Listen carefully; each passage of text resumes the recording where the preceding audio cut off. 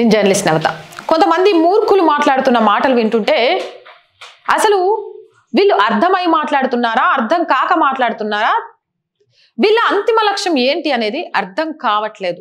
ఒక పక్కన బంగ్లాదేశ్లో హిందువులపై దాడి జరుగుతుంటే, మహిళల మీద దారుణాతి దారుణంగా అత్యాచారాలు జరుగుతుంటే వాటికి నిరసనలు తెలియజేయాల్సిన విపక్ష ప్రతిపక్షాలు పాకిస్తాన్ నుంచి వచ్చిన మామిడి పండ్లను ఎంజాయ్ చేస్తున్నారు. అంతేకాదు షేక్ హసీనా నిరసనలను ఆపే ప్రయత్నం చేసింది, ప్రతిపక్షాల్లో ఉన్న వాళ్ళని అరెస్టులు చేసింది.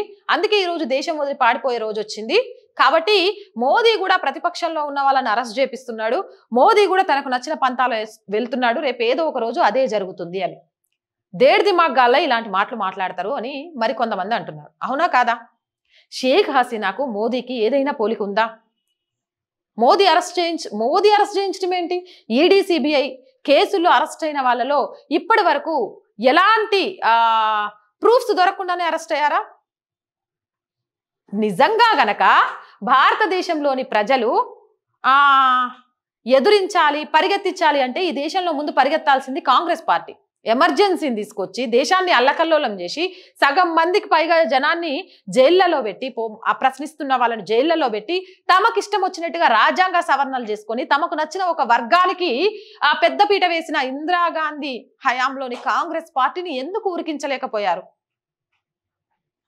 భారతదేశంలో సిఏఏ అమలు చేయడం తప్ప, ఎన్ఆర్సీ తీసుకురావడం తప్ప, యూసీసీ అమలు చేయడం తప్ప, అయోధ్యలో రాముల వారిని కట్టించడం తప్ప, సనాతన ధర్మం మీద ఏర్పడ్డ ఈ దేశంలో హిందూ ఆలయాలకు కూడా లేని ఒక హక్కులని వర్క్కి కల్పించాలి అనే దాంట్లో సవరణలు చెయ్యాలి అనుకోవడం తప్ప, అందరికీ ఒకటే యూనిఫామ్ ఉండాలి అనుకోవడం తప్ప, భారతదేశంలో పుట్టిన ప్రతి పౌరుడు ఒక వయసు రాగానే జవాన్గా మారాలి, ఈ దేశం ఎప్పుడైనా యుద్ధాన్ని ఎదుర్కోవాల్సి వస్తే ప్రతి ఇంట్లో ఒక జవాన్ ఉండాలి అని కోరుకోవడం తప్ప ఏం తప్పులు చేశారు అని ఈ దేశం నుంచి పారిపోయేలాగా చేస్తారు.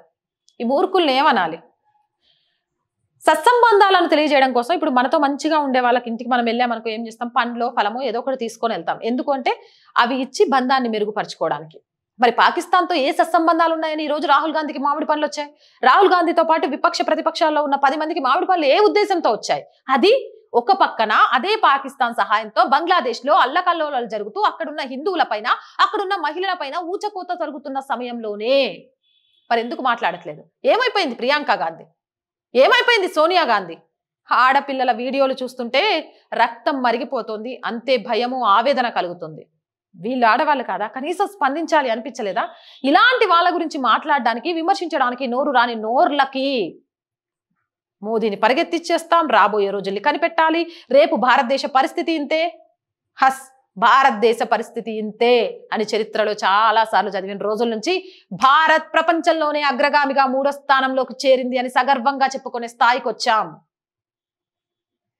100 తప్పుల తర్వాతే శిశుపాలుని శిక్షించారు. ఏది పెరిగిపోయినా ఒక మహత్తర కార్యం ముందు పెను ప్రళయం లాగా కనిపిస్తుందే తప్ప గెలుపు అంతిమంగా ధర్మాన్ని మాత్రమే ఉంటుంది.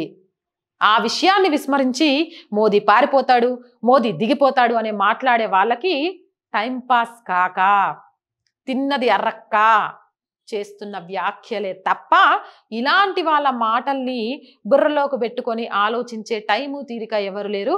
అలాంటి మాటలతో మీ టైం వేస్ట్ చేసుకోవడమే కాకుండా ఎదుటి వాళ్ళ టైం వేస్ట్ కూడా చేయకుండా ఉంటే మంచిది.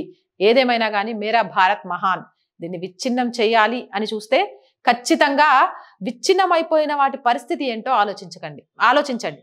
పుట్టిన ప్రతి ఒక్కదానికి గిట్టక తప్పదు. పాకిస్తాన్ ఎప్పుడు పుట్టిందో తెలుసు, బంగ్లాదేశ్ ఎప్పుడు పుట్టిందో తెలుసు, నేపాల్ ఎప్పుడు పుట్టిందో తెలుసు, భూటాన్ ఎప్పుడు పుట్టిందో తెలుసు, ఇలా అన్నీ ఎప్పుడు పుట్టాయో తెలుసు.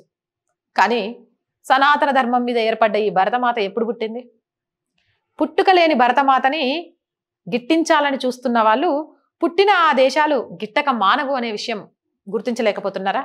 ఏమో మళ్ళీ అఖండ భారత్ రావచ్చు. అమ్మో అఖండ భారత్ వస్తే మళ్ళీ ముస్లిమ్స్ అంత వస్తే మళ్ళీ గొడవలు అయిపోతాయంటే, ముస్లింలుగా విడిపోయిన తర్వాతే, అక్కడ పూర్తిగా కోల్పోయిన తర్వాతే భారతదేశమే శరణ్ అనుకున్న తర్వాత ఎదురించడం కాదు, బతికేయడం అలవాటు చేసుకుంటారు.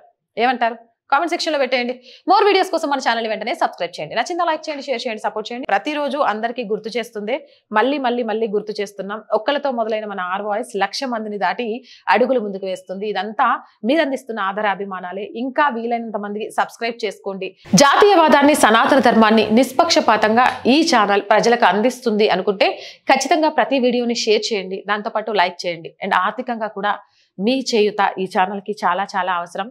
మన ఛానల్కి ఎక్విప్మెంట్ లేదు, ప్రాపర్గా కనీసం రెంట్ బేస్లో ఒక ఆఫీస్ కూడా లేదు. ఎవరైనా ఎక్కడమ్మా మీ ఆఫీసు, మిమ్మల్ని కలవచ్చా, లేదా ఇది ఉంది మా ఊళ్ళో సమస్య చేస్తారా అంటే ఎక్విప్మెంట్ లేని కారణంగా, ఆఫీస్ లేని కారణంగా చాలా మందికి ఏం చెప్పాలో అర్థం కాని స్థితిలో ఉన్నాము. బట్ ప్రభుత్వానికి, ప్రజలకి వారధిగా నిలుస్తూ ప్రజల సమస్యలను ప్రభుత్వానికి తెలియజేయడంతో పాటు సనాతన ధర్మాన్ని, జాతీయవాదాన్ని నిస్సంకోచంగా వెన్ను చూపకుండా ఉన్నది ఉన్నట్టు వాస్తవాలను చూపించాలని లక్ష్యంతో ఛానల్ అయితే ప్రారంభించాను. అలాగే అడుగులు ముందుకు వేస్తున్నాం. కానీ ఆర్థికంగా అది నా ఒక్కదాని వల్ల కావట్లేదు. ఇంకా ఛానల్ బ్రేక్ ఈవెన్ కి చేరుకోలేదు. బట్ బ్రేక్ ఈవెన్ కి చేరుకునేదాకా ప్లీజ్ ఆర్థికంగా ప్రతి ఒక్కరూ సహాయం చేయండి. చేయాలి అనుకునేవారు సబ్స్క్రిప్షన్ పక్కనే జాయిన్ అనే ఆప్షన్ కనిపిస్తుంది. 1 to 5 లెవెల్స్ ఉంటాయి.